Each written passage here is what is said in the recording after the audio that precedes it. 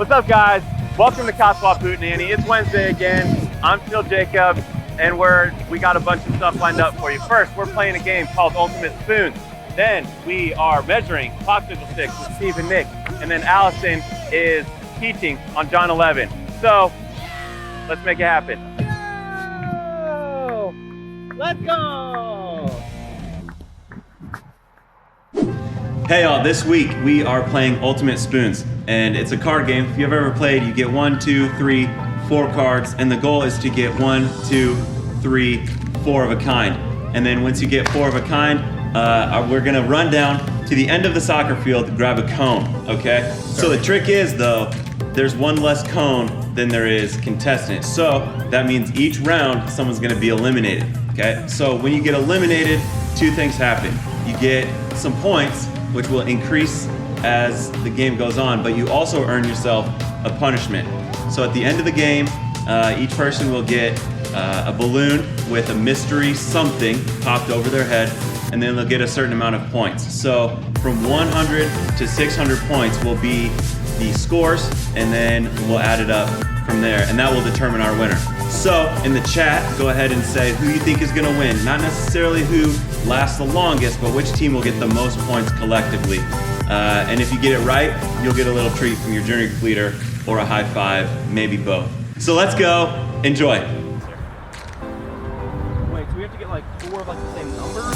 Okay, 3, 2, 1, go. Oh my God. You're ever chasing my car? Oh my God! Somebody get the car!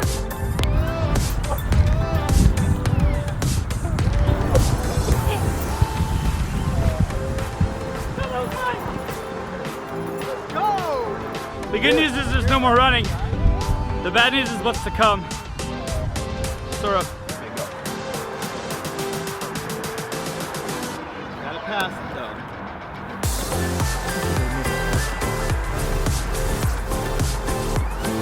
Oh!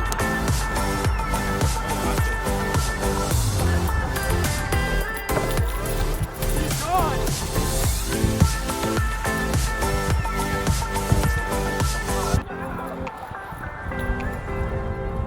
Ian!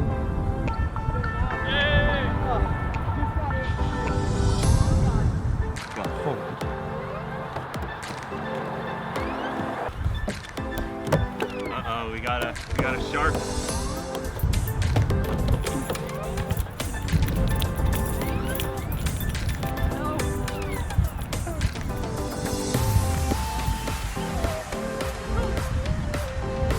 How's it feel?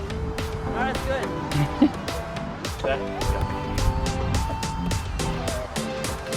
John. Oh my God. Uh-oh, hey. Man. Far? I couldn't get there, dude. They're fast. I don't like running down the hill. So humility, like Alex was talking about. I want to be humble. I mean, I could have just, like, 4th gear, just go. Is he gonna give me a good pass or no? Yeah, maybe your best. more than halfway across.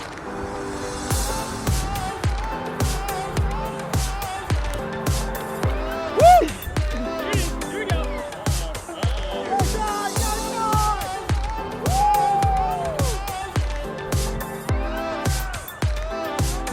Max. That's right. So, with the loss, of course, comes punishment. So, those who are eliminated get a balloon, surprise popped over their head. Let's get it.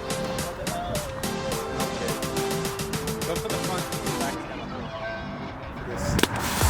Oh.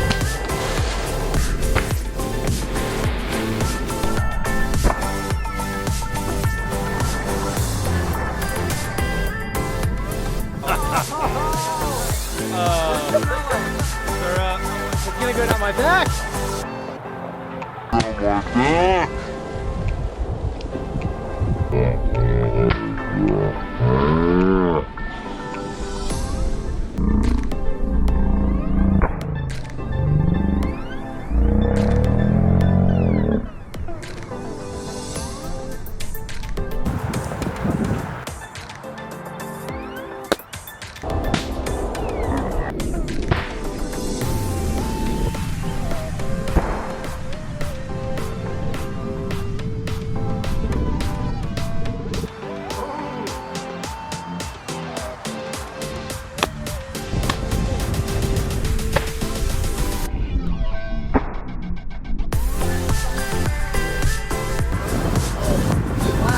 He's beautiful.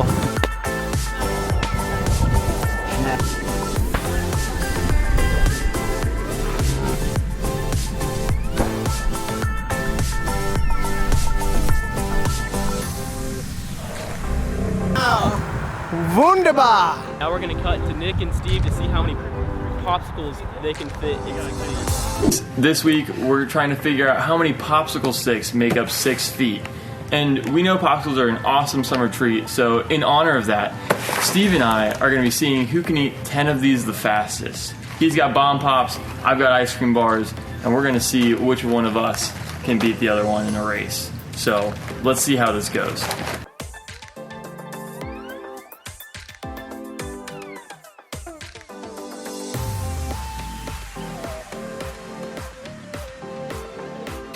One.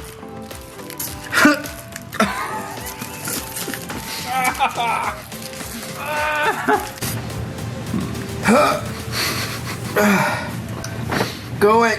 Go it!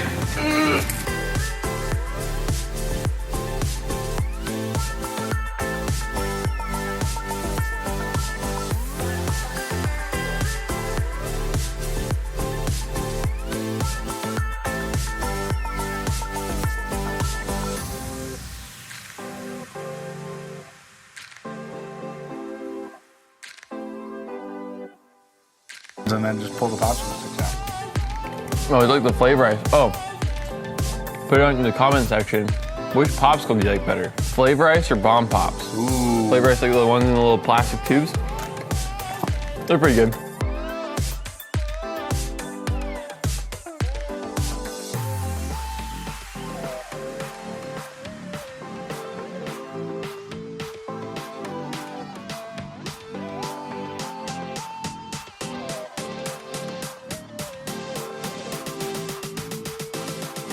I am in no way upset that I lost this challenge. This is the last one.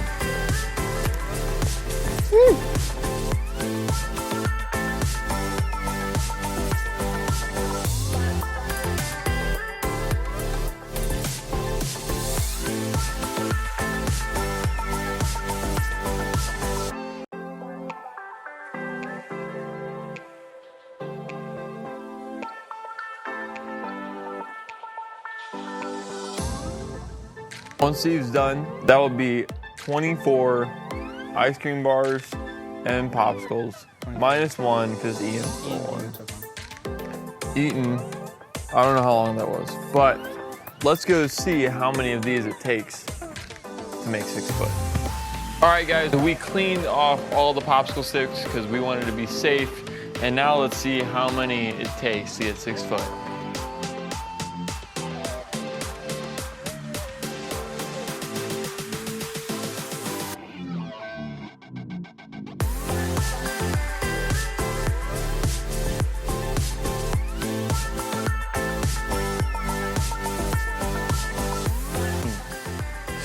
That means we ate too many popsicles. Well, yeah, that's okay. We did it. Did it for science. Science! All right, guys, well, we hope you enjoyed this week's How Many in 6 Feet. Leave more suggestions down in the comments, but we hope you guys enjoy this message from Allison. Let's go. Have you tried a new skill recently? Tried to learn a new concept? Well, me, I've been learning golf. I've been trying to figure out this sport that many of my family members love. And so in the last 3 years, I've picked up the actual club and the ball, and I've gone for it. I've grown up on the course watching my parents golf for years. I've been the one driving or caddying, but I never really picked it up for myself. So here I am, learning a new skill. And it is tough, and there are so many pieces of it. So even though I've watched it for years, picking it up and doing it for myself, so different. Well, in the story that we're going to talk about today from John 11, there's something similar. Jesus is trying to teach his disciples something new. They've been watching him, they've been walking with him for years, and yet there's so much they don't know, and there's so much he's trying to still teach them. And so today, our story is about Lazarus. Lazarus is sick, and Jesus finds out that he is sick. He tells his disciples, it's okay, he won't die from this. This is all so that I can show the glory of God. He stays and does his thing for a couple more days with his disciples where they're at, and then he says to his disciples, it's time to go. Let's go back to Lazarus. So they go back. Jesus takes them back, and as he's going back, he talks to the disciples, and they're like, well, if he's resting, you should just let him be. And Jesus says, no, when I say that he's resting, I mean that he's dead. But we're gonna go. And so he walks, and on his way there, he meets Martha. And Martha comes out, and she says, Jesus, if you were here, my brother wouldn't have died. If you were just here, he wouldn't have died. And so Martha has seen Jesus heal before, and so she knows Jesus is a healer, and he can help Lazarus not die. But what she doesn't realize is that Jesus is trying to show them something different. And so, through the conversation with Martha, he says, Martha, do you trust me? Do you believe that I am the resurrection and the life? Do you believe that I am the Messiah? Do you believe? And she says, I do. Then she goes and gets her sister and brings her sister out to see Jesus. And Mary has the same reaction. Mary says, Jesus, if you were just here, Lazarus wouldn't have died. And so she too knows Jesus as healer. This is the part that they've been coached through already. They've already watched it. And he's trying to show them something different. And so after this, he says, take me to him.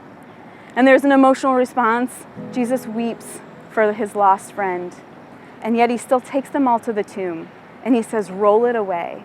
Roll the stone away. I want to be able to get to Lazarus. And they're like, dude, you don't want to do that. He's been there for 4 days. This is a stinky, nasty situation. You don't want to do this. And he says, do it.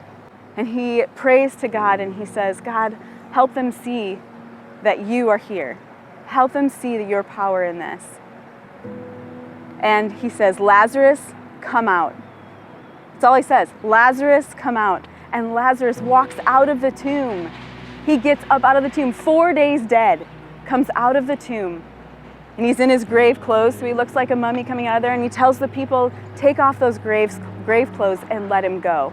Jesus just resurrected a man. And I love this story so much because Jesus is coaching his students through this. These are people that have walked through, and we already talked about that. And he is walking them through and saying, there's something more I want to teach you. And it starts right from the beginning when he tells the disciples, we're not going back because I have something I want to show you. And what he wants to show them is not only is he healer, but he is also the resurrector of life. And guys, you and I, we're being coached through this relationship with Jesus too. We're trying to figure it out. And some of us have been doing this for a really long time, and some of us, maybe we're still trying to decide. But we have an incredible coach who wants to walk us through it, just like he walked his disciples through it. He is the healer. He is the good shepherd. We just talked about that last week. And he is the resurrector of life. And he asks us the same question that he asked Martha. Do you believe? And so you and I, we get to choose. We get to choose, do we believe that Jesus is the resurrector of life? One extra thing that I think is just so cool is that Jesus not only is showing them what he can do, he's also coaching them on what's to come. Jesus is about to go to the cross, and he's trying to help them see, not only can I resurrect Lazarus, but I'm the author of life and death, and you're about to see that very soon. Let's keep reading.